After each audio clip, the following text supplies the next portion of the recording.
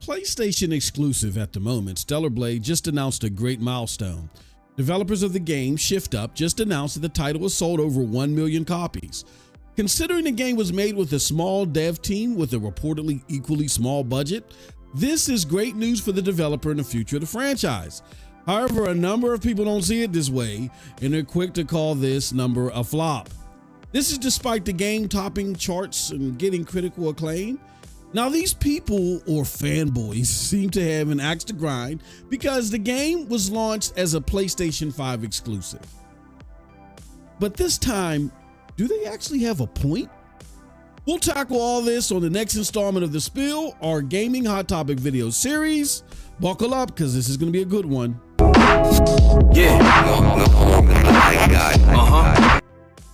What's up, people? What's up, people? What's up, people? It is your boy MM2K of GEIX, Cloud Dosage, Hard Knock, Digital Culture, and here, MM2K Gaming back again with another episode of The Spill. And this one is called Stellar Blade Attacked by Fanboys for selling over 1 million copies. Oh, the hubris of it all. But before we get into all that, it was a huge favor. Hit that like button, hit that subscribe button, and rock those bells for notifications, please. So you always know when we're dropping these doses. We appreciate all of y'all straight up. I want to thank everybody too for all your support. You know, we're a small channel. We're just grinding away, trying to add to the family and the network of gaming content that we already have. And we want to thank you guys so much. Coming back over here and creating content on the console war and the battle between PlayStation and Xbox and AAA gaming. You know what I'm saying? I felt I had to get my sea legs back, but I feel like we got them. Shout out to Cold Blood for everything he's contributed. Man, I think we're on a right path to really propelling this platform so it can do more for you. All right. Now, with all that said, all that sappy BS out of the way, I want to tackle a couple of things. I want to tackle the claim of Stellar Blade being a flop. I want to then talk to facts, and then I want to give my conclusion. So, again, let's go over the claim. Claim is that the game is a flop. And I think people are saying this because they're used to PlayStation being celebrated in the realm of its tentpole, I guess is what they're calling them, the tentpole single player exclusive titles, right? Like how they sell a kajillion. They sell as many on being on PlayStation alone as games sell going multi-plat, right? And that within itself has a lot of people creating this false expectation that everything that's a PlayStation exclusive is going to sell or must sell as much as God of War and Horizon Forbidden West or Spider-Man or something like that, right? That's the expectation set. But because that's what's set, people will look at 1 million after a couple of months and they're like, huh? There's no examination of the backdrop. There's no examination of the, what was the resources put into this? What was the purpose of the game? What was its core demographic? And what's being forgotten here, particularly because these fanboys that are jumping all over this, like flies on you know what, they have been told so many falsehoods about what determines success in this generation. Oh, it's about Game Pass. It's about engagements. It's about this. They've been thrown every which way that you can think of, that they don't even understand anymore. And I can't believe we're in this era. They don't understand the point of the exclusive. It was never a mystery until this generation. Now it is. So we have that going on all in the background. And I think what's going on top of there just being a disconnect from the purpose of the exclusive and looking at, what's the size of the studio? What were the resources put in before we say 1 million is a flop, right? But on top of that, I think because a sad sect of fanboys are being thrown every which way, they are trying to make exclusives look like a failure because A, their favorite piece of plastic is trying to move away solely from exclusives. They're now indoctrinating you all with the term launch exclusive. They're talking about their first party games as launch exclusives, even when it comes to other consoles, right? It's one thing when you talk about PC, and I think PC is a different animal. We look at Steam and people are like, oh, Steam this and Steam. Look, that's a completely different subsect of gamers. They really don't belong in the console war conversation, but they keep trying to interject themselves. I don't know why, right? But if they're here, so be it, whatever. Hit the like button while you're here, okay? That being said, you're a different sect of gamers, but that's different. When you're talking about timed versus it being on a console and it coming to PC, that is not the same as timed as it being on a console and then it going to a rival console, right? So now when it comes, when it's between console and console, they are now talking about what? Launch exclusive. I'm not making this up, y'all. I'm dead ass. This is serious, right? Oh, they're dead ass about this. They're serious. So, with that said, those are the three things that are going on. It's being called a flop, and I think it's based upon similar success of tentpole PlayStation titles. But more importantly, you got these fanboys on the periphery that want to drag down exclusivity because their favorite piece of plastic is no longer abiding by those rules of engagement, right? But in light of all that, here are the facts, okay, on why calling this a flop is silly. First and foremost, it was made by a small studio. It's made by a small Korean studio that used to make mobile games, for crying out loud. They jumped from making mobile games, and now they're making AAA or, AAA-esque games. I don't know if you want to call, there is a AAA price tag to it. So, I guess you can call it a AAA game. They went from mobile games to that with a critically acclaimed hit that sold 1 million copies a couple of months from launch. Right? Right. So let's talk about that. Okay, small company with an equally small budget. You heard me say that. Now I'm looking at reports, I've been researching, and I'm looking at reports that suggest that this game costs anywhere between 50 to 80 million to develop. Then on top of that, you had Sony fund some of that and then do some of the marketing.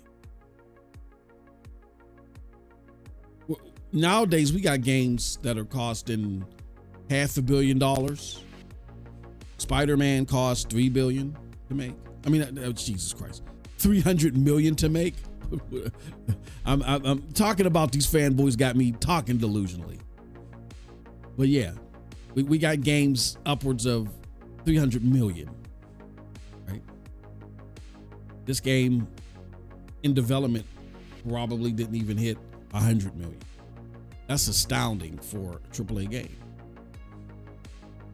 And then, like we said, Sony funded it, but also they got a lot of free marketing due to what I like to call booty cheek gate. That's some of those lonely nerds that actually play games too. That's like, oh, I don't see enough cleavage. Show me a little bit more areola. Yeah, because of those folks, they gave it even more unprecedented coverage, and it made it even more popular as far as I'm concerned from what I could see. So yeah, small studio, estimated costs, and last but certainly not least, it topped sales charts. Like, that's what really makes this ridiculous. It was the #1 game in April when it came to Sakana/NPD. Only 4 days out. I think it released the 26th of April. So only in its first 4 days, it took over all the games in April in North America. And North America is PlayStation's largest region when it comes to its console, right? You don't believe me? Let me show you something. Goes this. This is from GameIndustry.biz.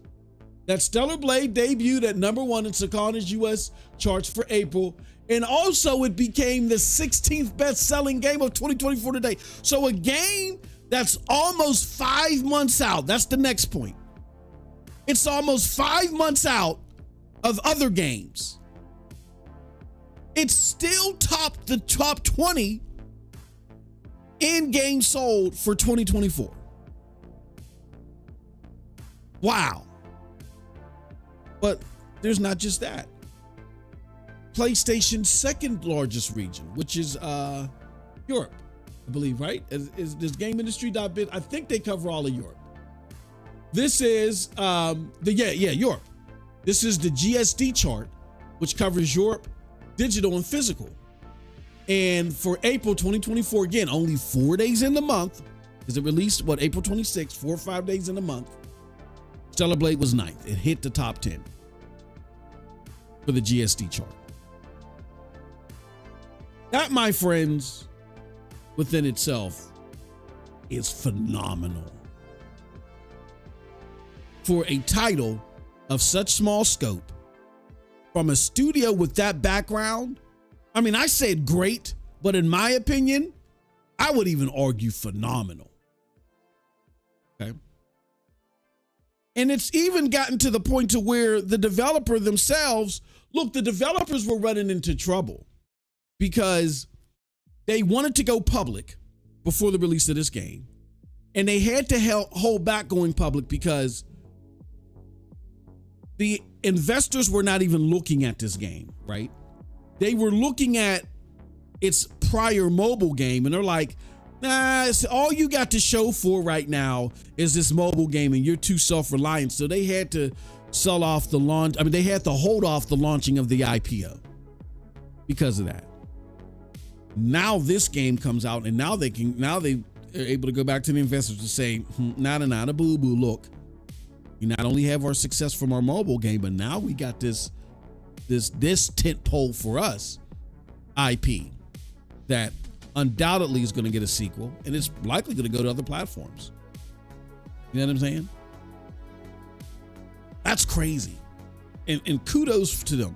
And I've said before that I'm all for the Korean Revolution. I've said that a couple of months ago. Remember that? Me and Cold Blood was talking. I said, I am all for the Korean Revolution when it comes to gaming. I love their media. I love their cinema. I watch their shows. I got my wife hooked on Korean TV. That's all she watches. You know what I'm saying? I love their action movies. I'm all for the Korean takeover. There's other games, like I think there's one called Section 8, and there's some other stuff. The First Descendant, and some other Korean games coming out there that look really promising. We'll see how they land. But I love Stellar Blade. I love it. Matter of fact, I need to hurry up with this damn video so I can go and play some more. You know what I'm saying? So stay tuned for that on MM2K Gaming streams. That being said, the expectations around the sales of this game are silly. I get that PlayStation tentpole titles normally see triple this during their launch, right? And they see multi-plat numbers. Like you'll see God of War. Like, okay, let me give you a prime example.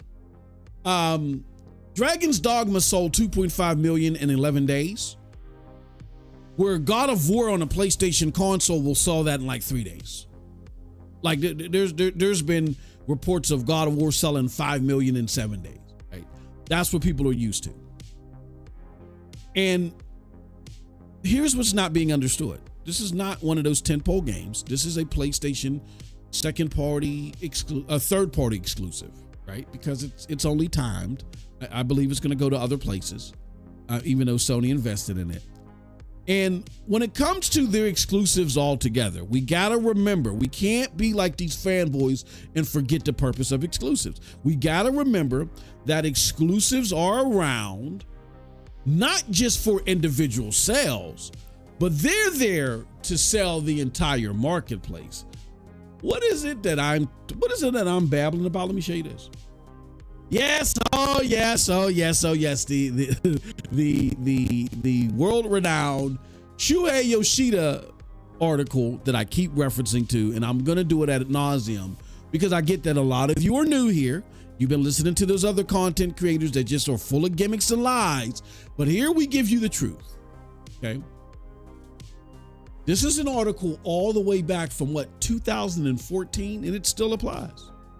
This gives you a peer behind the veil of how PlayStation and really the general gaming populace outside of Xbox approaches exclusives. Shuhei Yoshida says only 4 out of 10 PlayStation games make money, but Sony will always support talent. So let's go to what he has to say here. It's a hit-driven business. We look at our financial results of the titles, and then we probably 3 or 4 out of the 10 make money, and maybe 1 or 2 make all the money to cover the cost of the other titles. So we have to be able to maintain that hit ratio at a certain level to be able to continue the business. So we always try to find out and support and help and grow the talent. That's most important work that I believe, and this is Yoshida talking at the time, myself and some of my management team at Worldwide Studios are doing. What is he saying there? He's saying, look, for us, for PlayStation, the individual appeal of our console is number one. We're going to make money off of the third-party games, and that's where we make most of our money. That's where most of them make all of their money outside of Nintendo, probably. But, when you're on the AAA console market, the overwhelming majority of your money comes from third party. The thing is that the said gamer, most gamers have to make a choice. They're not like you and I listening to this. If you're the average gamer, you're not going to know who the hell an MM2K or an MM2K Gaming is, and you probably will never find out. I would love for it to be otherwise, but reality is reality. So most people that are listening to this, that listen to any of this content, from any of these people, overwhelming majority of them, they are not, that are into the lore of gaming all like that, they have a choice to make. They don't have all the platforms. They grab a singular platform, and that's what they support, and that's where they built their library. So if that is the case, the difference between me buying a multi-plat, which is available everywhere, on your console versus theirs is what's distinct about your console? And that main distinction is always what? The exclusives.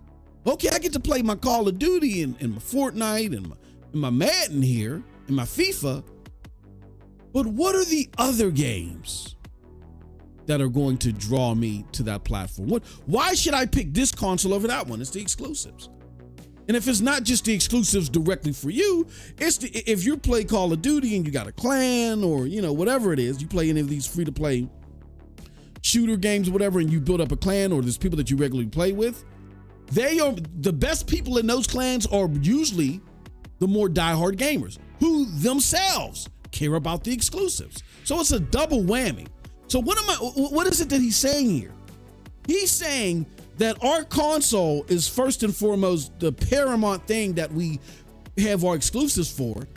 And what we're trying to do is we're trying to make our library look more appealing than anybody else. So our console sells more. It's all about our marketplace. Our marketplace sells more consoles. The more consoles that we have versus our competition, the more likely that those third-party games that make up the bulk of the money anywhere, we will get the hugest chunk of that. It is being reported that 48% of Call of Duty people play on PlayStation. Just because Xbox owns them now, that's not going to change. Game Pass ain't going to change that. It may dip to 47%. It's not going to significantly change that. The PlayStation marketplace is a powerful, powerful thing in the gaming industry. And you're going to have exclusives that maybe don't sell out of the wazoo, but because they're critically acclaimed, we know by the court documents that Sony's paying attention to Metacritic and Digital Foundry. When you get that critical acclaim, that makes your overall library more enticing. So that's why they say, we know maybe a maximum of 4 we expect to do well out of the 10 exclusives that we support or that we make.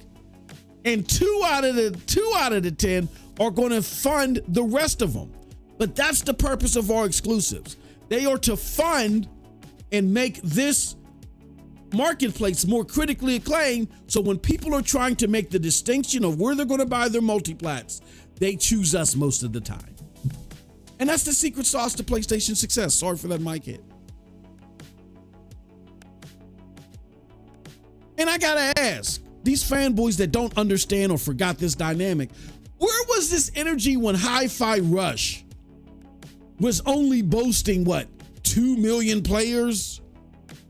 Not purchases, players around the same time out, and only got like, what, 3 million 9 months out from launch? Like, and this is what I want you guys to understand, or you know what? No. I got a question. Better yet, why can you excuse a game not selling 10 million, right? If it's for Game Pass and if it's going in Game Pass day and date, you guys will excuse that and run with that excuse for on behalf of Microsoft, right? But Game Pass is a service that failed miserably to reach any of its litmuses to date, hasn't reached its goals. It's always underperforming, always. But then you'll criticize PlayStation when their exclusives don't automatically hit 10 million, even though, as Shuhei Yoshida said all the way back in 2014, that still applies today, that the purpose of the exclusives is to boost up our marketplace, which is successful, which is breaking records. More PlayStation consoles were shipped out this past fiscal year than any year during the PlayStation 4 era. So you can't, you will sit there and criticize PlayStation, even though sales on exclusives may not be extravagantly high on every game, but they're making the sacrifice for their entire marketplace. But then you will sit there and excuse it for a failing service? Is that what I'm hearing here? Because that's what it sounds like, and it sounds like fanboyism. Look, let's wrap this up. I've babbled long enough. Here's the facts. The failure claim is a bunch of malarkey. And you know what? I got a tweet here. Almost forgot about. Let's put this up here. I got a tweet here I think that best explains everything here, because we had somebody else that in attempts to try to downplay the success of this title. Porter Rock was responding to somebody and said, look, it did phenomenal. The budget is estimated at 50 million and Sony funded it. An unknown Korean dev in the AAA gaming space got their first success, already planning DLC and a sequel, versus being shut down like other studios, right? Like the Tango Works. And shout out to them. It's not funny, but it's just the irony and the hubris of this. And I said, that's right, Porter Rock, there is no debate. Like you said, unknown dev who used to do mobile, small budget, 2 months out, already at 1 million on a singular platform, halfway through its life cycle. Everything doesn't need God of War or Spider-Man numbers to be successful sales-wise, especially based on this backdrop. I think it's time for fanboys and the Xbox fanboys in particular to stop with this, we're going to just find anything to hate on PlayStation. And you really need to be concerned with your games and hope they see even this much engagement via sales. Because we've already seen what believing the lie of, it's just to support Game Pass and it's about engagement. We'll see what that does. We see what that does. Tango Works, right? And what Porter Rock alluded to. Here's the fact of the matter, y'all. If legacy Xbox titles fail and they keep getting, and those developers that make those titles fail as far as sales is concerned, and those developers keep getting purged, Xbox will undoubtedly just become Activision 2.0, full-on third-party dev that happens to have a stream stick. And with that said, that's it from your boy. Let me know what you think about all this in the comment section below, because like I always say, who cares what I think? But if you did like what I had to say, check out the links below to follow me. They will lead you to GEIX, Cloud Dosage, Hard Knock Digital Culture, and yes, here, MM2K Gaming. With that said, peace. Have a wonderful, wonderful gaming day.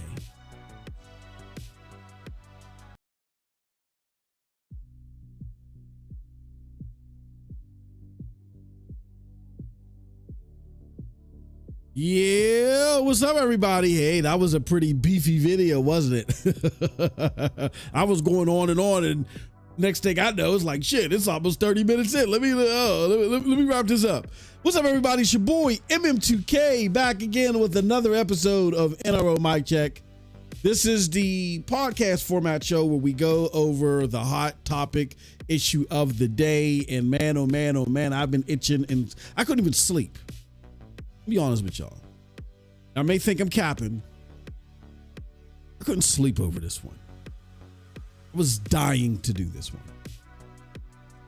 And some things have been happening at work and at the business. They've been taking away my time from being able to talk about this one. But man, oh man, I was itching. Why was I itching? Because this actually started yesterday, right? This started yesterday where people were talking about Stellar Blade and they were trying to focus on, the 1 million sales, and they were trying to call it a flop and all this other stuff. And the first thing that hit me was the hubris of it all, because like I say in the video, these same fanboys, and let's be honest, the overwhelming majority of them are Xbox fanboys. They were capping for 2 million plays. They're capping for this, capping for that. Far less engagements. Nothing systemically solid and static like sales. Like we've already been through the lies and the smoke and mirrors of engagement. If it's not a games as a service title, who gives a damn? Frankly, who gives a shit? If it's a games as a service title, and even players doesn't mean shit. And I know sometimes PlayStation throws that out there too. That's them seeing Microsoft do the trickery of words with investors, and them saying, well, our players are, if you want to go by players, our players is higher. Then they get slapped back into reality of their damn selves. Like, we can't go by that shit. But the only things that matter really are sales, revenue, profit, and active users when it comes to games as a service. That's what matters. Players, that means nothing. That means nothing right now. It will mean something to Xbox in the future as they look to load up Game Pass with ads. I mean, I think that's abundantly clear that that's what's going to happen. And shout out to Hip Hop Gamer, who on a show of his, or part, whatever he wants to call it, a video that he did a few weeks back, he revealed some things that end up becoming true already, and then doubled down on some of the things that he told us earlier that's starting to reveal themselves now. And I was like, one of the things that he brought up was ads. Like they're really, and I was like, oh, now it makes sense. So if you gobble up all these games that will entice people to at least sign up for Game Pass, and you can get a lot of hits, like a website, right? I ain't got to read the full article, but as long as I give, if I stay along around enough to give an impression, if I start running ads on this shit, that's where the real money is at for me. So I get money for the game. I mean, I get money from the service. Yeah, you're paying your $10, $15, or $17 a month, whatever it is. I'm gonna put the games on PlayStation because PlayStation people know how to buy shit. We'll put it on PC. Sometimes they buy shit. And then the overarching goal is we're going to start loading up Game Pass with ads. It's not a mistake. That I can't remember who it was. There was a couple of instances, not a mistake, that people, I think somebody was playing Forza. They were on the track. They were playing Forza, and while they were driving on the track, it cut the game off and went to an ad. That was them QA testing the ad system. Oh, we made a mistake. As soon as they feel like they're in a comfortable place to flip that switch, they will flip that. And so then it makes sense. Like, okay. That's what but when it comes down to a game's success and what the game is doing for the platform, sales are your best indicator, because either it's the sales that's associated to the game particularly or singularly, or it's the sales associated to the retention or the acquisition of a console. So if I'm looking to play Call of Duty, I'm like, oh, Call of Duty's coming out. And I'm looking at the two consoles that it's going to be on, Xbox or PlayStation. If I see that Xbox got Minecraft Legends, but PlayStation has Stellar Blade, that may help me. And then, okay, I look up this Stellar Blade. Oh, this Stellar Blade thing got like an 80 and all these, what did Minecraft Legends get? Womp, womp, womp. Okay, I'm going to get the PlayStation. That's the way it's always worked. We illustrated that in the video. For those, again, in the back that weren't paying attention, we'll illustrate it for you again. But shout out to everybody. Thank you very much for coming through. Just a couple of reminders. First and foremost, you will see in the member section. I mean, not in the member section. There is no member section. You will see in the square right here. Let me move it around. This square right here. That's our new members goals. I'm going to reformat that so it's a little bit bigger so you guys can see it. Those are our members goals for the week. For Foamy Fridays, we're looking to acquire 10 members. Our bi-weekly goal every 2 weeks, if we can hit 35, we'll do a $10 giveaway in the Discord. And if we can reach 50 additional members or even renews, you got to either renew or a new member. We get 50 of those for the month, we'll do a $25 giveaway. All right. So those are the member goals. Don't forget about that. And also don't miss out on the fantastic member content. I think I'm going to be able to drop one later tonight. I'm going to drop a member video. The reason why I brought up Hip Hop Gamers because I'm new. Look, I'm new to the PlayStation scene, y'all. And I've heard, I was a former X-bot, okay? And I heard all of the negative connotations that Hip Hop Gamer got. And maybe they were deserved. I don't know. All I know was coming into this year, I know that he said various things that as time has elapsed, those things that he have said have come to fruition. And I think what happened is there may have been some things that he spoke of out of turn or he spoke of too early. And then because he found out about them on the front end or when they were in flight, for a lot of you that don't understand business, when executives go to plan things and they go to put it on a chalkboard or whatever, writer's board or whatever they do, it's called in flight. That's where it's being put together. It's like, we know we want to do this, but we don't think this is the final form. This thing is in flight. And I think the error in his ways is he spoke of things that were in flight like they were coming tomorrow. You know what I mean? And I think he's gotten better over that over some time, because when I hear him, it's like, certain things that he says, I can't dismiss them because a lot of those things have like come to fruition. That being said, nobody is perfect in this. If you're not making the decisions, you have the potential of you being wrong is extremely high. Whether you have close resources or not. That's why we don't even do the resource or the sources game. We don't even do that.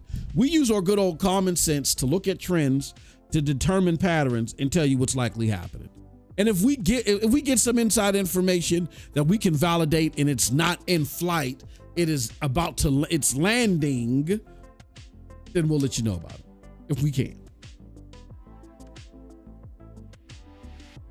Sometimes the information that we get is for our information and it'll compromise our sources, so we can't tell you. But as soon as we are able to tell you, we do. So what does that got to do with any of this? Well, my members content today that I'm going to do later today, once I get back from the business, is I'm going to talk about this whole situation with Hip Hop Gamer and Tom Henderson.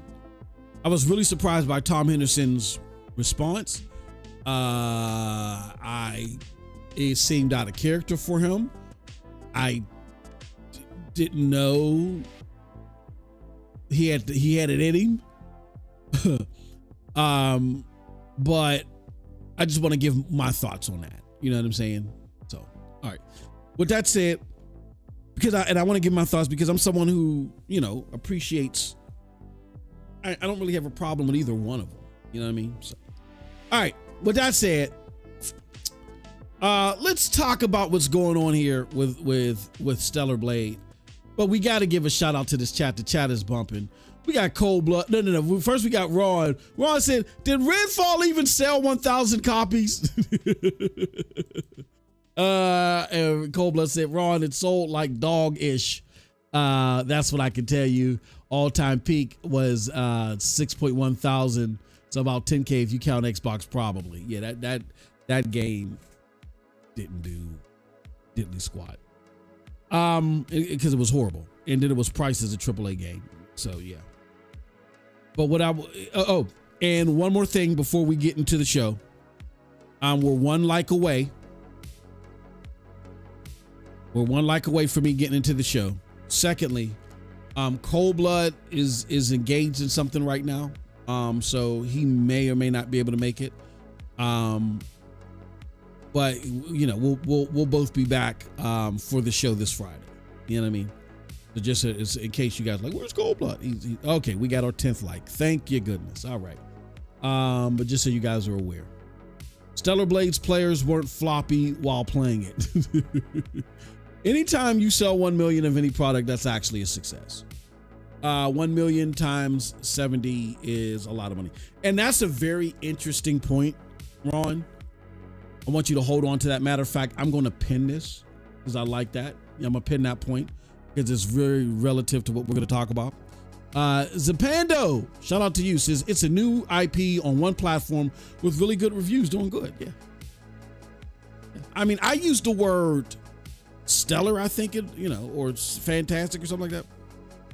That's only because, again, I have a bias towards Korean cinema and Korean entertainment. I am a huge fan of Korean entertainment. And my bias was spewing over. But I think the most well-rounded and pinpoint assertion is that it did good. I think that's a very fair statement. Ice Queen in the house is, hey, I haven't been around, has been dealing with getting a new bank account, as my old bank account is closing down. So I got you, Ice Queen. Thank you for coming through, though. We appreciate it. With the time that you did have, we appreciate it. All right, so we got 11 likes. Oh, that's what I'm talking about. All right, so let's do this.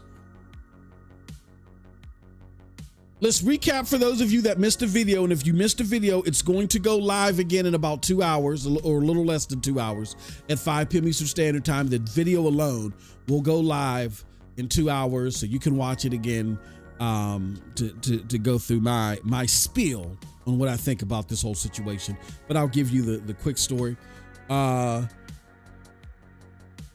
Stellar Blade, it was reported that they reached 1 million in sales.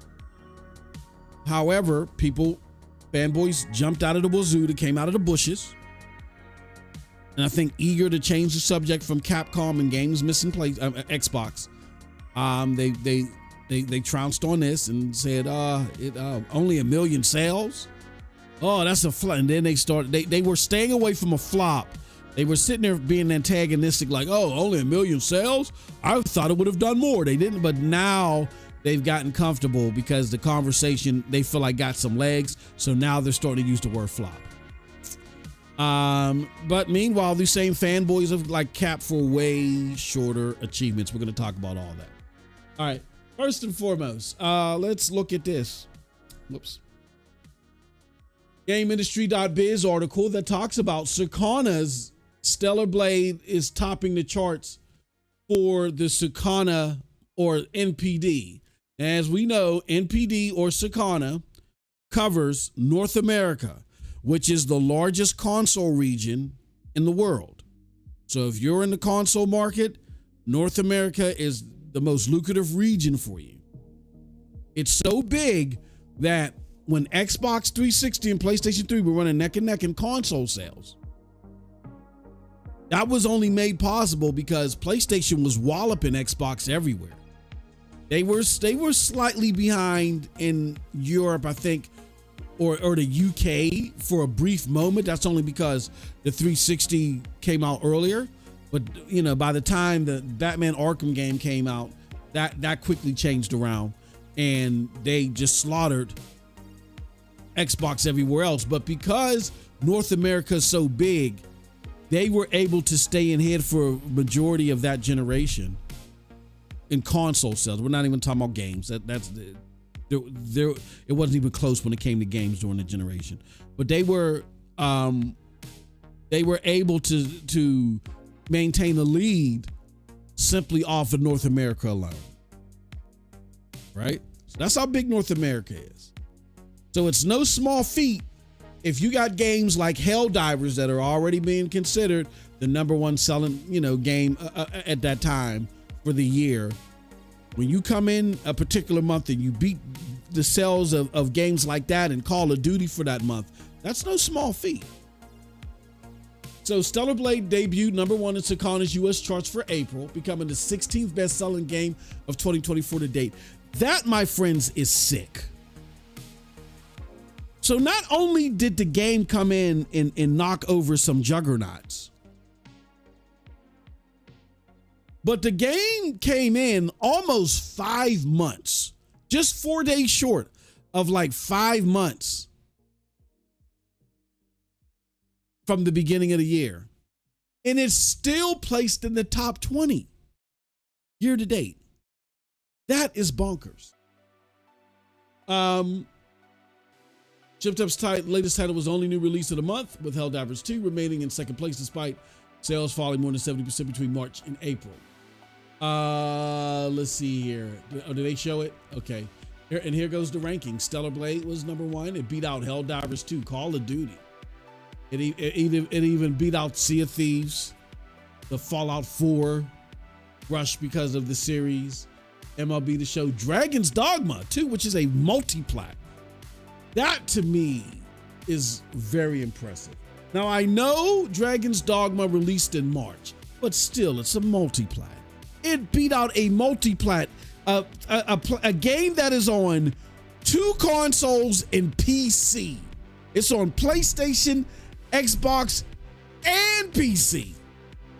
This one game made by a Korean mobile developer beat out a multi-plat. Stop. Fallout 76, Hogwarts Legacy, Rise of the Ronin, Grounded, Minecraft, Princess Peach, Rainbow Six Siege. All these games and Marvel Spider-Man 2 to close out the top 20. It beat out all those games. And it was only around in April for 4 days. 4 days. Wow. That is insane. That's purebred insanity. I don't know what else to call that. That's why I went even further in my own personal estimation, or rather opinion, in how I graded its success. Stellar. No pun intended.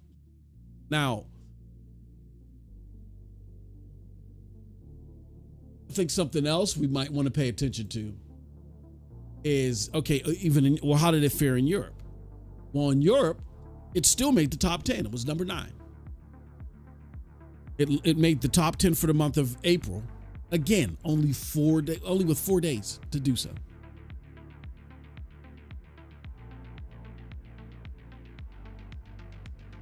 So all these people that want to sit here and make you believe that this game was a failure, or that it was a flop, Shift Up is probably like, go suck an egg. Like, get your ass out of here. So let's examine some things. Why do these claims even exist that it flopped? Right? Why do they even exist? Or better yet, now that I think about it, are these claims overstated? I think that's a better way to examine this first part that I want to dive into. Are the claims that this was a flop overstated? Well, in order to examine that, let's first look at the size of the team in the background. This is a small team, a team that used to work on mobile games. I want you guys to just think about this. This is a small Korean team that worked on mobile games. Or I think it was just one mobile game. So not a whole wealth of experience there, but they had a vision. That's what I'm saying about those damn Koreans, man. They have an imagination that is unmatched. I'm telling you. I love their shit. They have an imagination that is, watch Korean cinema, even their sappy shit, the little romantic stuff. It's just like they think so far out of the box, it's ridiculous. But they had a vision. Even though they lacked experience, they had a vision. And I think it was Yoshida that saw the game and he could see the potential in that vision and said, no, we're going to help you make this come to fruition. And then that's when they decided to back it and fund it. And the rest is history. But a small team that I believe only had one game under their belt, a mobile game, made their second game a AAA game exclusive for the world's biggest console. Some people may say, oh no, Switches. All right, whatever. The world's biggest AAA console, okay?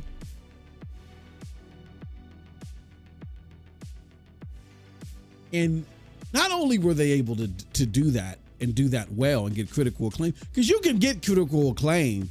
People can like your shit that it's for, and it not really move and not move the needle, and it can fail commercially because of time. There's other elements, timing, marketing, shit like that. That's, that doesn't speak for the quality of the game.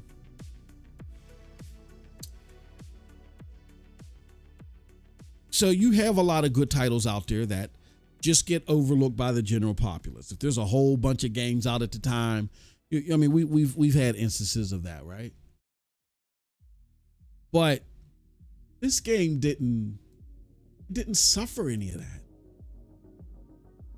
The second game from this mobile developer came on the scene and shallaked all. It's Helldivers 2, which is a phenomenon.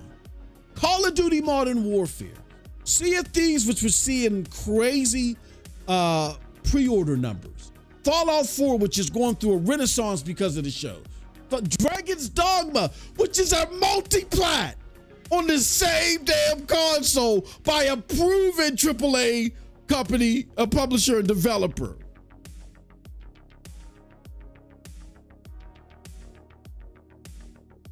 Y'all want to say this is a flop?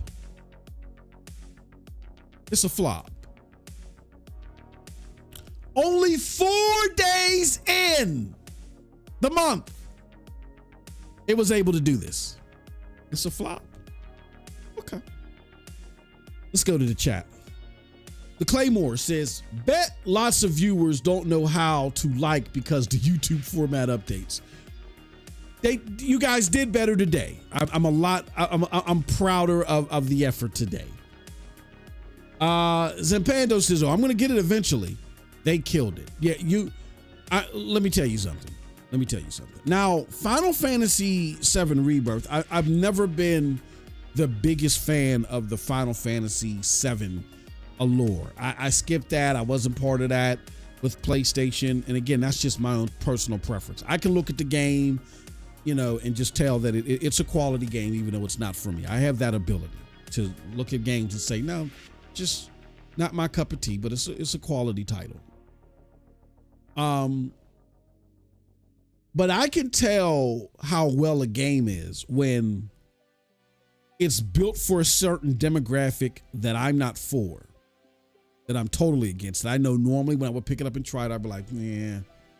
When it's built for a certain demographic that I don't even fit into, but that game can appease said demographic and pull people in like myself. When it has like a wide footprint, when it has far-reaching elements to it, that's the signs of a great game. This is why when people talk about an Xbox tax or whatever, there's no Xbox tax. Like when you look at these user scores for these games that don't land well for Xbox versus the Metacritic scores are abundantly higher. There's an Xbox bump, but I think when it comes to PlayStation, and you see it on how this story is being reported or being talked about in the community, if PlayStation doesn't do it out of the wazoo with everything, then it's considered it's considered a failure, which to me isn't fair. And so because it's not on the level of a God of War or Spider-Man, I think this to me, this game is like, it should be in the high 80s. I can't see this game being lower than an 88. And anybody that played this game and said it's lower than 80, I don't know how. I don't even like these type of games. It's not even my core. And again, it would be different if I said that and then the people that it was made for was like, yeah, I don't like this. They made it for souls casuals like MM2K. No, those people really appreciate this game, and it was able to rope me in. So anybody that gave this game, I look, man, I've been doing this for almost 4 decades. You're gonna hear me say that ad nauseum, because I just want people to understand how long I've been playing games, rating games, judging them, being critical of them. I've been doing this for a very long freaking time. My 40th anniversary gaming will be next year. I notice patterns, man. I know, I observe people, see how they react to games, and then I realize, and again, I hate to demagogue and put labels on people, but I gotta compare the novelty that some have versus my experience, so I know what I'm dealing with, so I don't get caught up in their novelty, right? Or their novice mind state when it comes to gaming. I can catch patterns. So if you're someone that sees a good game and you're just giving it low scores, you're really a gaming pessimist. There's really, like, and most of those people that do that, there's really only one type of game that appeases you, and those games get the high scores from you, but everything else just, gets shellacked. Then you have the people that just generally like everything.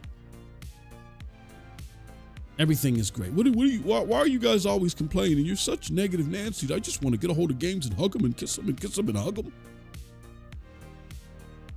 You have those type of people too.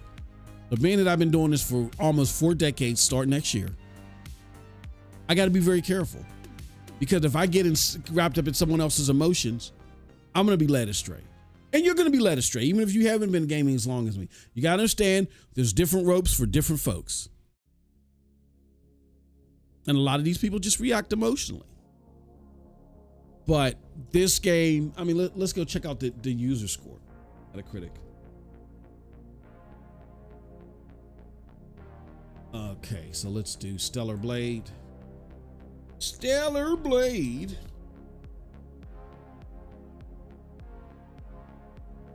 So the game got an 81, which again, not a bad score, but it's better than an 81, significantly better. I wouldn't be mad at a 9 out of 10. This is a fantastic game. All right, and so look at Stellar Blade and look at the user score. Like, I think this is one of the highest user scores on Metacritic right now, with over 5,798 user ratings. You talk about Xbox tax. No, there's Xbox games are graded on the curve. Like we saw that with the showcase. When Xbox does something subjectively good, it gets viewed through the prism of, oh, that's excellent, because they're the underdog. It's that whole underdog syndrome. And PlayStation, because they're on top, they get the other end of that. When their games are not 10 out of 10 worthy. Like I don't know if I wouldn't call Stellar Blade 10 out of 10. No, I wouldn't. But it's between a high 8 and a low 9, right? But when it's not arguably a definitive 10 in the eyes of many, there's like this huge gap where the games, PlayStation games, are either, high mid 9s, high 9s, low 9s, high 8s. Those are the games that are supposed to be 9s, but you had some goofball people that are credited that shouldn't even be accredited to Metacritic doing something. And then they go from like 88, 89, and they go to like 81, 81, 80 and below. Like Ghost of Tsushima probably was the highest rated victim of that circumstance at 83, for crying out loud. So, yeah, I just think that you got to understand, you got to look at who you are as a gamer. And if you're someone that fits more in the vein of me and Cold Blood and others who really appreciate quality, that's looking for things to push the envelope and maybe take some familiar elements, but if you're taking familiar elements, put like a really innovative spin on it, which they did. This is like an innovative spin to like a Souls-like approach, I would say. Fantastic game, and I love the aesthetics too. It's great. It ain't even about Cheatgate. It ain't about Bootygate. It's just I love the aesthetics of the world and the outfits and stuff like that. Great game. Jonathan says, I don't care about none of that. When is Foamy Friday? We're gonna see if we can. I owe you guys one more Foamy Friday, and then after the one that I owe you guys, we'll see if we can squeeze it in this Friday. So you guys get one more token Foamy Friday. Then after that, man, it's part of the members' goals. So, all right, and I think we got Cold Blood joining us right now. Those people saying this are real quiet when talking about, yeah, that is the thing. Play Beyond. They're looking at games like, where was this talk about Hi-Fi Rush? Where was this talk even about Forza Motorsport? And oh my God, I feel embarrassed for Ninja Theory. I don't even want to look at Hellblade 2 right now. And those are just players. Those aren't sales. What's going on, Cold Blood? How you feeling, brother? If your mic is together, how you doing, man? Tired? I can dig it.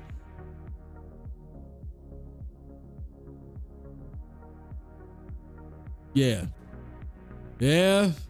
Moving sucks, man. I used to do it as a child. We used to move like every 2 or 3 years, and I hated it. But yeah, I hate moving. And I'm not moving from it. Keep my old ass running. So what's going on with you, brother? What do you think? What do you think is going on with these fanboys and these claims that Stellar Blade has flopped.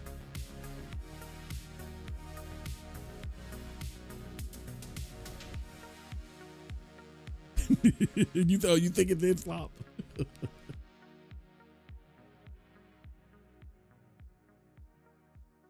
Yeah. Well, they're idiots.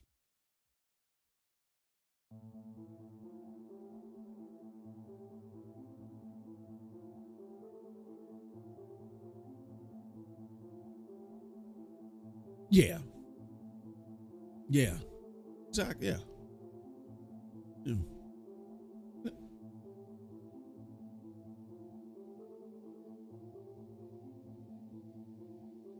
Exactly. Yep. I'm seeing ranges of 50 to 80 million. So I mean, they've either made all their money back and some, or they're on the cusp of doing that.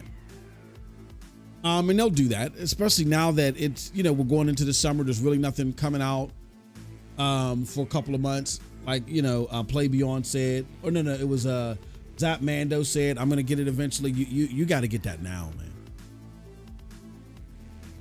You got to get it now. Like, as far as I'm concerned, Helldivers 2, I'm done with that. It was fun while it lasted. I'm done with that till they bring in another faction or something like that. There's really no other game to play outside of like maybe a Final Fantasy, you know what I'm saying, Rebirth. There's really no other game, period, to play outside of that. And then now I'll give Dragon's Dogma a look. Those are going to be the two games that I focus on until we get to like September, October and stuff like that. Hell of a game. Hell of a game.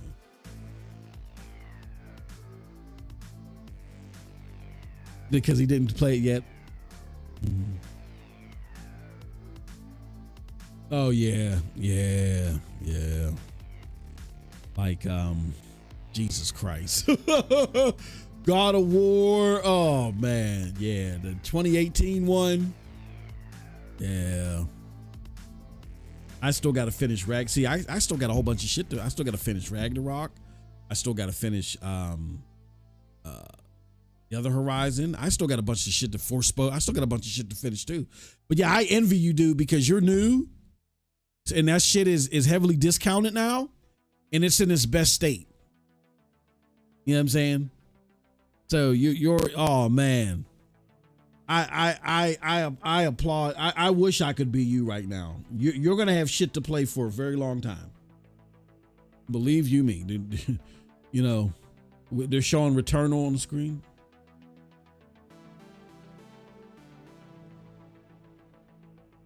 Yeah, exactly. Yeah, you're gonna have shit to play for a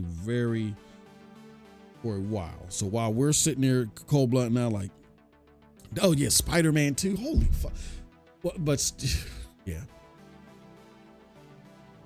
when you sit there and say when we're sitting there like, oh man, it's dry, man.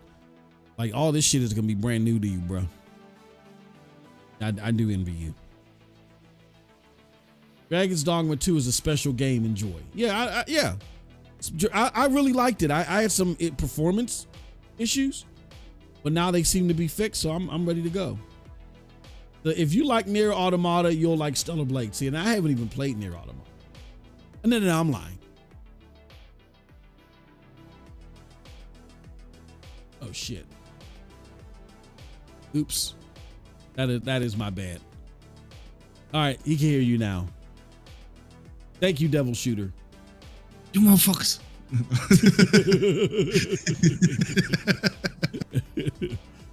Oh man.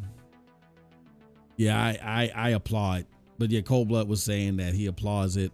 Then Zap Mando's place, and then again, what were your thoughts again on this whole it's a failure type thing? Yeah, it is. According to Twitter. Yeah. What is a problem, bro? Like I got up on Twitter.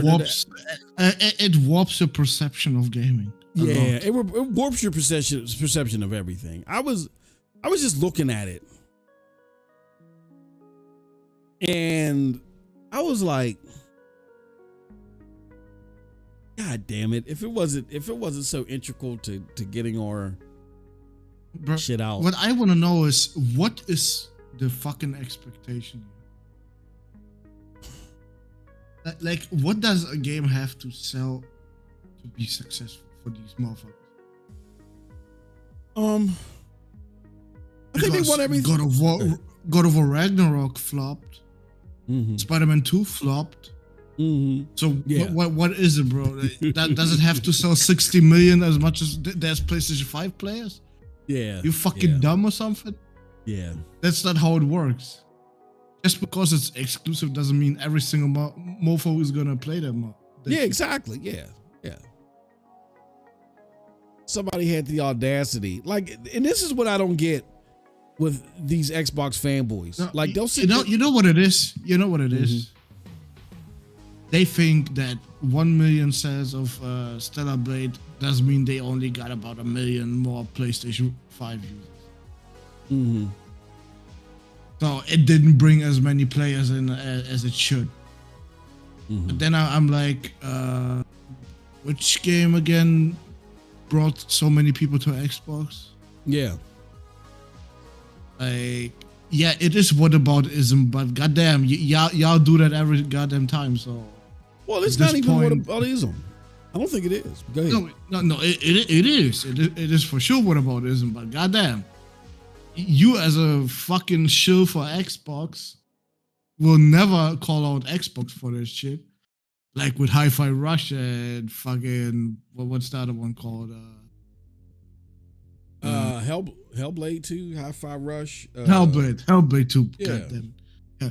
You don't want to talk about them, but exactly. You want to talk about Stellar Blade making 1 million? Yeah. Okay. So Tango Gameworks there, or Softworks, whatever they call. Yeah. A studio that is like decades old at this point. Explain that. Ninja Fury also decades old. Mm-hmm. They're next. Bringing out an established IP, a sequel to it. Yeah, they're next. Not even breaking 6K players. Not even breaking Redfall's numbers. Jesus Christ! You do not break Redfall's numbers, brother. It doesn't even break Hellblade 1's numbers. Like, so what was the point of them being acquired by Microsoft? Hellblade 1 was a quality game. I'm talking about fucking Redfall, brother. Oh, yeah. Redfall. Mm-hmm. You can break those numbers. And you got the fucking nerve to talk about Stellar Blade making a fucking 1 million sales. In what, 2 months? Mm-hmm. I gotta be crazy. Wait till that game goes on sale. Yeah, oh yeah. That's all I'm saying, because a lot of people just don't want to pay the fucking $70 right now. Yeah. It's a new IP that they're not familiar with it. Like, is this game really? But trust me, it is. It's that and some. We've been shoved some shit that ain't worth $70. If someone isn't convinced, they can look at some of my gameplay. Mm-hmm. We got the whole. Or did you finish it yet? Of course on I the did. channel? Oh, you did? did The final episode. Yeah, so we got the whole walkthrough on MM2K Gaming not streams. Not the whole. I skipped a lot of the. Well, yeah, I mean, yeah. site. But chronological, yeah. We pretty much got playthrough from beginning to end on the channel. The main story, yeah. The main story, 100%. So,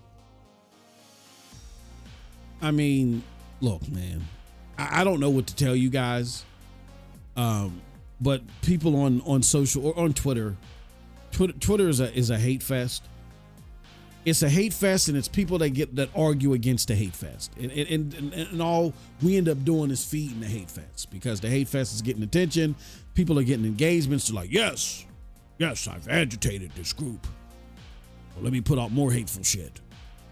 And it just rinse and repeat. So. God damn. Darth Seth has 112 hours in Stellar Blade. My Fucking hell. What did you do in that game? Who has 112 hours? Darth Seth. Oh, yeah. I see. Okay, I got over it. Hey, look, man. If he likes it, he likes it. Shit. I can dig it. He said, I really had a good time with Ronin, so pick it up on sale if you're holding out for a lower price. Yeah, that's my thing, Akeem. I don't mind playing Rise of Ronin. I don't mind us getting it. We just weren't paying the $70 for it. I'm still refusing to pay $70 for it. Yeah, we're not going to pay $70.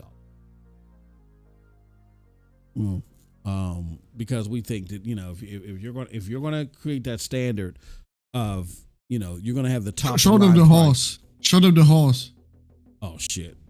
You found the link. Show them the horse, brother. To the Hermaid's, the hemorrhoids horse. Shit. Gallop like it was festive with hemorrhoids. The spy shooter. Yeah, I look, man. You got it. If you're going to charge us that $70 price tag, you have to have modern technology. You know what I'm saying? Like there's just norms that you got to have that represent the tip top technology and instruments and tools and stuff like that of the generation. So you're not gonna give me a pixelated game for $70. It could be great. It could be it could be an awesome fucking pixelated game. $70. Like, you're going to engross me in immersion. You know, you're going to use the latest technology in order to do so. It's bad enough we were sold this pipe dream of ray tracing and, you know, and 60 frames, 4K, and, you know, they're giving that to us, but you got to make a choice between the three and shit.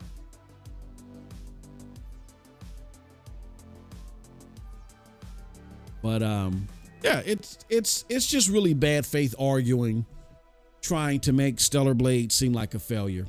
Like Cold Blood said, where was this energy for Hellblade 2? Where was it for Hi-Fi Rush? Where was it for Forza Motorsport?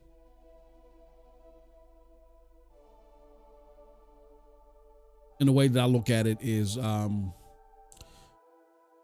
we know it was a success. I mean, again, I showed you the chart where they topped some pretty big names only 4 days into the month. They topped some pretty big names. In addition to that, Shift Up was they wanted to go public. They wanted to be publicly traded. And so they was, you know, when you do that, they call it rolling out your IPO, your intellectual property offering, I believe it is. And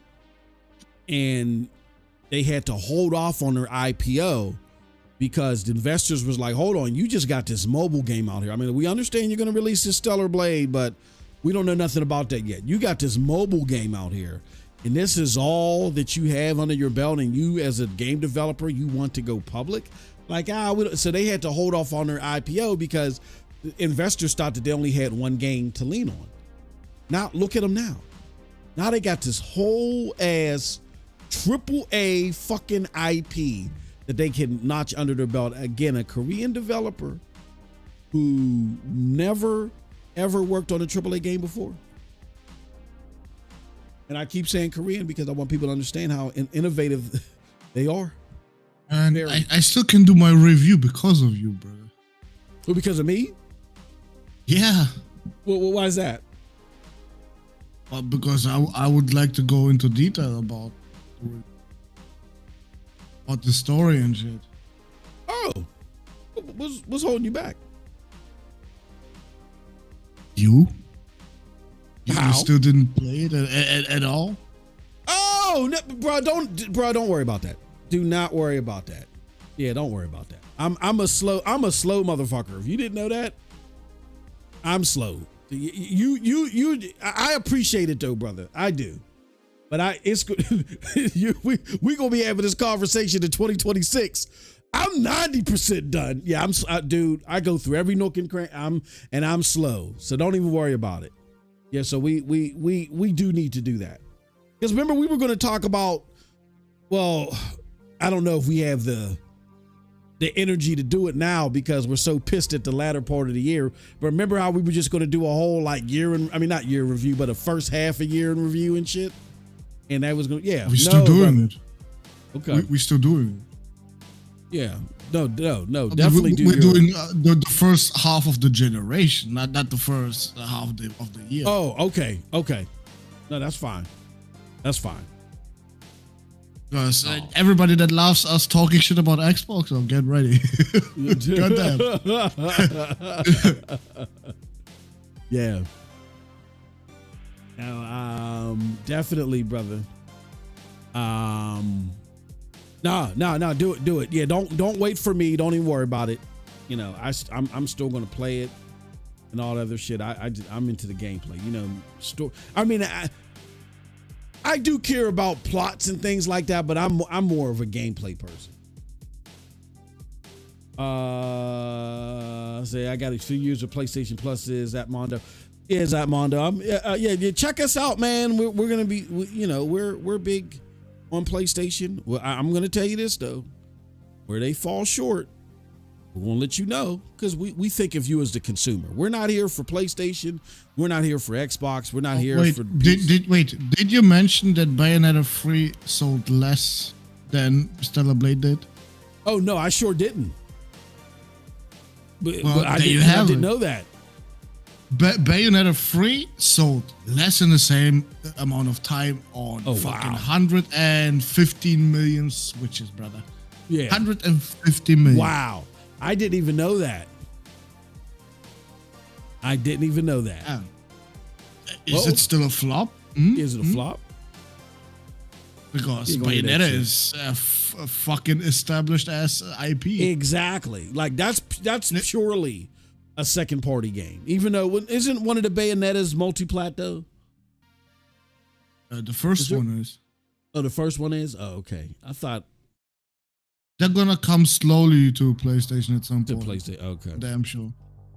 Because Platinum ain't gonna let Nintendo bury it in the Nintendo Switch library. Well, this is you could argue that Stellar Blade is their Bayonetta to a degree. You know what I mean? And look at that. Look at this shit. It outsold Bayonetta, and Bayonetta with, like you said, over 100 fucking Switches out there in the same time. Like, can we stop that bullshit? Like, and we're not trying to sit there and say that Bayonetta is a flop. Bayonetta did its job. Bayonetta made the fucking Switch library more attractive, and it added to more sales. And it's not a silver bullet. It's an incremental thing. It's like this game makes it more attractive. Look, to Coldblood's point, this is what I wanted to say. To Coldblood's point earlier about where I said, I don't think it is a whataboutism. Because for every time someone says, you know what, I mainly play Call of Duty or I mainly play Fortnite, every time that person decides to go to PlayStation opposed to Xbox to play those games because of an exclusive, that leads to the astronomical gap where it's like 2-1 or maybe fucking 3-1 now. Who knows? Between the two consoles. It's real. So it's not a silver bullet. Every exclusive doesn't sell 70 million, you know what I'm saying? Unless it's Switch, but they align themselves differently in the market. But I'm talking about the AAA console market. Every exclusive doesn't sell 70 million. It was never like that. It's just Sony's exclusives are so sought after and so critically acclaimed on one platform alone from launch, they sell like multi-plats. But that's not going to be everyone, and it doesn't need to be everyone. Because the purpose of the exclusive is to illuminate the marketplace. So when you make that decision, because most gamers will be making a decision, you say, I'm going to play Call of Duty over there.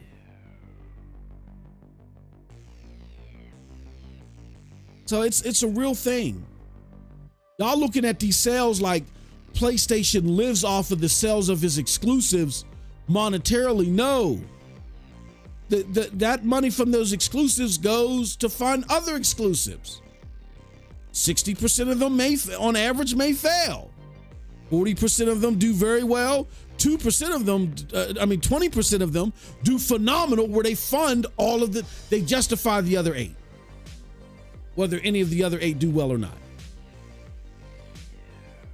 That makes their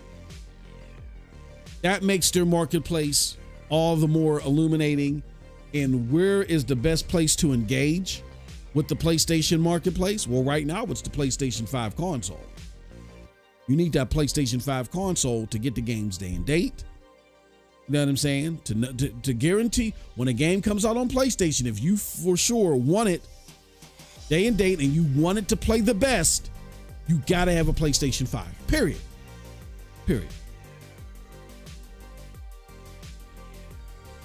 Also, who did you use as an example?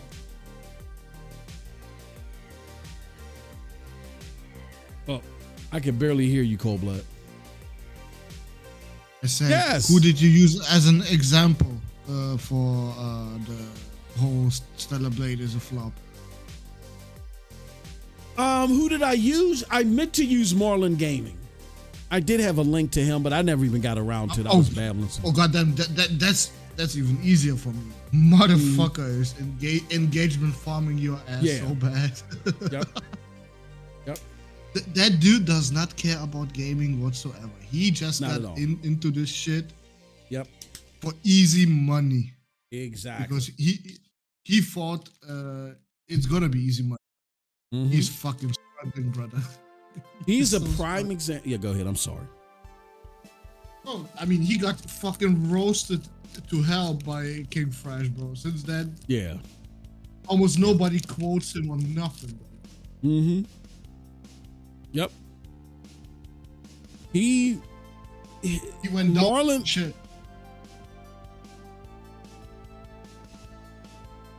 Yeah, Marlon Gaming is a prime example of these creators who were big PlayStation creators, mainly because they preferred PlayStation, right? But then the PlayStation community, because of how great the PlayStation 4 was, particularly in the latter half, was very lucrative in content creation. Very lucrative. So you liked it, and it was lucrative. It was a no-brainer, right? But then something happened where people get endorsements, right? People get this and people get that. And then you're not doing this for the likes, you're not doing this based off of what you actually enjoy anymore. You're doing this off of what's lucrative.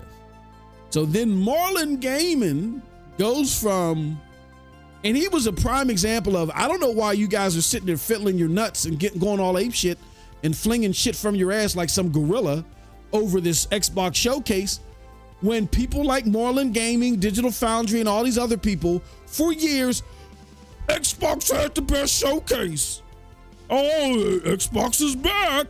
Y'all been saying this since 2019 to be exact. Marlon Gaming, it's over for Xbox. We had, what's her name from fucking G4? It's what was her infamous saying? It's a slow death coming or some dumb shit that she said. Like, you had all these people that were trying to ride this superficial wave that they thought Xbox was going to bring about because Game Pass was going to dominate and Microsoft got all this money. That doesn't fucking matter. She said PlayStation is getting smoked. Mm-hmm. Yeah. Yeah. We've been hearing this FUD for PlayStation for Lord knows how long. Oh, you just wait. Well, they keep breaking records and selling more. Oh no, you just wait. Who's this coming? I've been flinging the same shit from your gorilla asses for Lord knows how long. Like, just get over it and stop. But Marlon Gaming is a perfect example of that shit. He talks all that shit when just in a blink of an eye, he was a PlayStation dude. And this is what I don't get. I'm not saying PlayStation is perfect. We've lambasted and we kicked a couple of ribs in over the last few weeks of PlayStation. Deservingly so. But I don't know how you were all in PlayStation, particularly the beginning of last generation, where this generation isn't perfect, but is significantly better at the beginning. How were you all PlayStation from the beginning last time? But now this time you're all Xbox. Because just like I did when I told, other content creators that I was working with, I knew there was a swarm of Xbox content creation lucrativeness coming. I was telling people, you guys better get on this shit. But I don't sell my soul. I don't bend over and grab my ankles for monetary gain or for super chats and all that other shit. I will say the same shit that I was going to say on Monday, regardless you guys come or not. We've had plenty of shows where we get it. Y'all love when we're kicking in Xbox's chin in. And when we're talking shit about PlayStation, y'all motherfuckers go to the ethos. Y'all go hide under the rocks and shit. And we still air the show. We still put on the videos. We will not be compromised here. But they have been compromised. And that's why they talk this shit. Ron Slusher says, is it possible the Dead Rising remaster announced today could also skip Xbox? That would be some shit because Dead Rising was exclusive to Xbox. It started off being exclusive to Xbox. Wouldn't that be a signal of a turn of events of how, and it would be something else to signify, Ron, why I am the way that I am about Xbox. Because everybody's turning on Xbox, it looks like. Yeah, they had a cool showcase. But developers, everybody's turning on them. And for Capcom, who the idea was funded by and supported by Xbox, because remember it was an Xbox exclusive for a while. And then it went multi-plat, I think, during the Xbox One generation, because there just wasn't a point anymore because the Xbox One generation was so poor, piss poor. So if Dead Rising comes back and if it skips Xbox, that's everything you guys need to know. There's nothing else I can tell you. That would be some shit. Juice says, and I want to say this, and I'm gonna give the last word to Cold Blood because I got to get out of here. We did start a little bit late today, but I got to get ready for afternoon business. Sony just needs you to like one exclusive to pick their marketplace over. That's it. That's fucking it. That's the name of the game. But see, these Xbox console warriors, Cold Blood, they don't get it because they actually believe in Phil. They wake up and pledge allegiance to Phil every time they get up. And Phil told them, it's about active players. No, it's about Game Pass. Oh, I don't have a spreadsheet for this. We got rid of Tango because we need award-winning games. Oh, they gave you award-winning games. Oh, well, we tried to shop them off. They got y'all in such a fucking whirlwind about what's going on through lack of transparency. Y'all have lost y'all common sense when it comes to exclusives. The name of the end game is the marketplace and the selling of third-party games. That's where the money is in console gaming. But when you have competition out there that's selling consoles as well, then you have to distinguish your marketplace from theirs. And that's where you make the investment. It's kind of like, have you ever been to a mall? I'll just put it to you like this. Have you ever been to a mall? And when you go to a shopping mall and there's a bunch of restaurants, there are food court. And then you'll see like a lot of the Asian shops, you know, there'll be 3 Chinese shops, 2 Japanese shops, a couple of Thai shops, you know, and they're all selling similar food, similar items. They all are fighting for you to come there. So what do? They got some poor guy sitting out there, it's fucking until his arm's turning blue, holding a tray of, you know, samples of sweet and sour chicken or whatever for you to take a taste and for you to come and eat with them. That's essentially what exclusives, that's what they are. They're that sacrifice. Now imagine a world where somebody likes the samples that poor guy or the poor gentleman or ladies that are out there holding that shit are liking, that they realize there's been a market where they can sell the samples for 5 cents. They're like, oh, all right, we can make a little bit more money. We can actually make money off these samples. So they become more than just a draw to the marketplace. They actually become their own financial stimulant. Those are the God of Wars, the Spider-Mans, the Horizon games, where they do so well, they actually make money, not only to justify the other 8 exclusives like they said out of the 10, but then they could they could squeeze some more juice out of them to make more money. I think under Hiroki Totoki, they're going a little bit too fucking far. He's trying to squeeze too much juice out of it. That's why you're seeing this dumb shit like Horizon Lego Adventures and all this other shit. But you have those unicorns of exclusives that do more than just bring people to the platform. They can actually operate individually sales-wise. That's not every exclusive. And the problem with Xbox is their exclusives are not their milkshakes are not bringing the boys to the yard.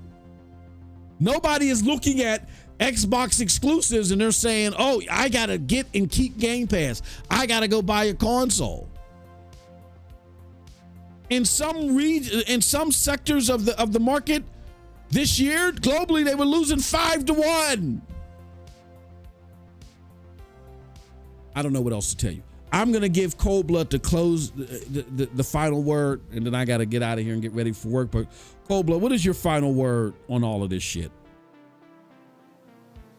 If you got the money, fuck Xbox and get a PC.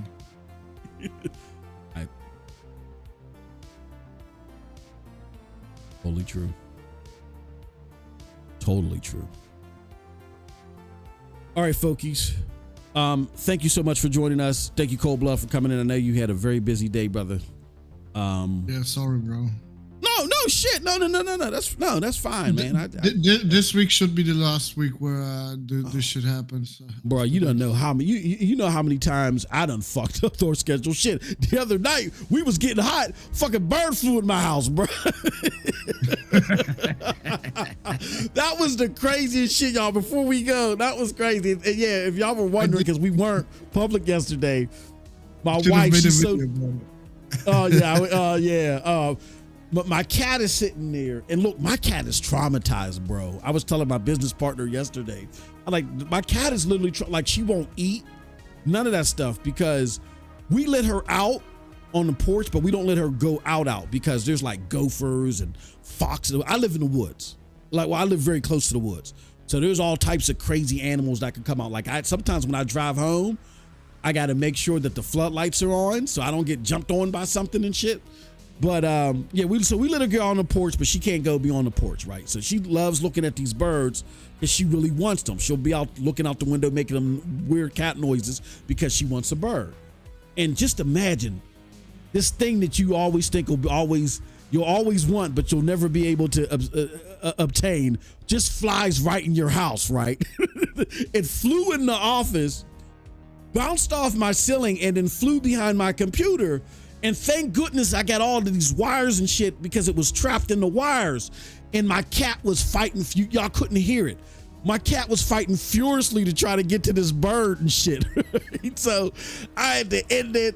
I finally got the bird out and let it fly off. And my cat's been traumatized. Just admit you took out your deagle and shot that motherfucker. No, it was like a little sparrow and shit. And I thought it was dead the way it was laying. I was like, she killed it that quick, but it was so scared it just didn't move, because when I went to go like put it in a box, and then it started flying again. I'm like, oh shit! So I had to like close it in the box, and then I let it out when I took it outside. And my cat literally, since that was like 2 days ago, she now doesn't leave the office. She just sits there by this computer, and every time I come in here, she just meows like in a very vicious tone. And I know what she's saying to me. She's like, where the fuck is this bird at? Like, I'm sitting here waiting for this bird. I'm ready to get down. Like, what did you do with the bird? She is furious. She is like, I'll talk to her like, oh, no, I had to take the bird. She's like, I don't want to hear that shit. Where's this bird? Yeah, she's sitting right here right now. She doesn't come to eat any of that stuff. I got to figure out something. She is traumatized by that bird. But yeah, that's what happened. So funny shit. All right, y'all, we're going to get out of here. Thank y'all so much for y'all support. Again, don't forget to consider becoming a member. You get some great content. And then, like we said, if we hit these member goals, we're going to be doing some great shit, man. Yeah, wait. I wanted to say something about that. Shout out to your member goal. We got a whole 197 years time to get another 12 more members. Thank you, Moss. Why you say that? You really care about the community. What do I got there? Hold on, let me see. This is bi-weekly goal 35. You got 197 years of us hitting the goal. Where you see 197 years? Oh. No, on the other one. I see that. Yeah, by sample. I just calculated how long it would take. Yeah, that's Streamlabs. That's crazy. Yeah, I gotta fix that shit. We in the gaming. It says T Harris says we just came in. We're in a gaming rut to the point where you're talking about your cat stray adventure. No, you missed a whole ass show, T Harris, about Stellar Blade, brother. Yeah, but we are kind of in a rut right now. All right, y'all. We're out of here. Till next time, have a wonderful gaming day. Peace.